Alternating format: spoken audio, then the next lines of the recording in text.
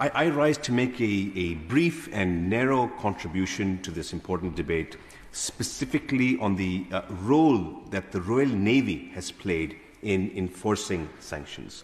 My Lords, enforcing sanctions is never easy, but we are fortunate that the Royal Navy has a permanent presence in the Indo-Pacific, which is comprised of two offshore patrol vessels, HMS Tamar and HMS Spey.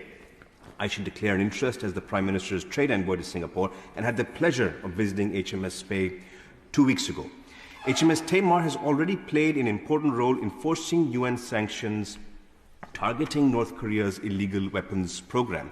The ship patrolled the East China Sea in very rough sea conditions, ensuring items destined for illicit activities were not able to make it to North Korea.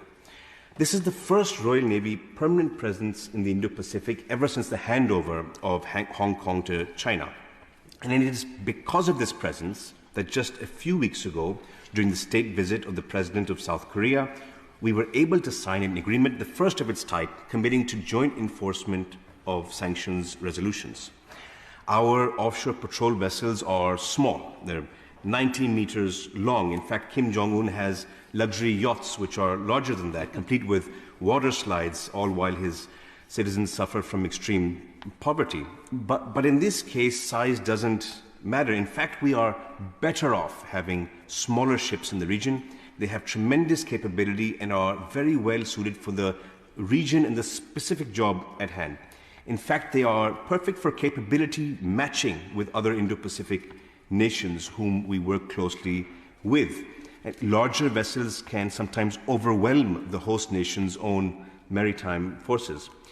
But still, the design of these ships enables us to show the flag very effectively. They have an adaptable flight deck and bunk space for 50 people in case they are required for humanitarian assistance and disaster response across the region. So, my Lords, it is critical that we keep them there. The region wants them. The region welcomes them. They are an enduring presence which also builds and reinforces cultural links, including to more neglected parts of the region in a less demanding or provocative way than a larger warships. My Lords, I hope the Minister would join me in paying tribute to the ship's companies of both Spey and Tamar. And I know he will agree that we must not take them for granted. To keep them going, a tremendous amount of work goes into ensuring personnel and supplies are at the right place at the right time. And this is no easy task, my Lords. It is the tyranny of distance. We need to now consider what we do beyond 2028 when their scheduled deployment finishes. Should we deploy Type 31s to the region?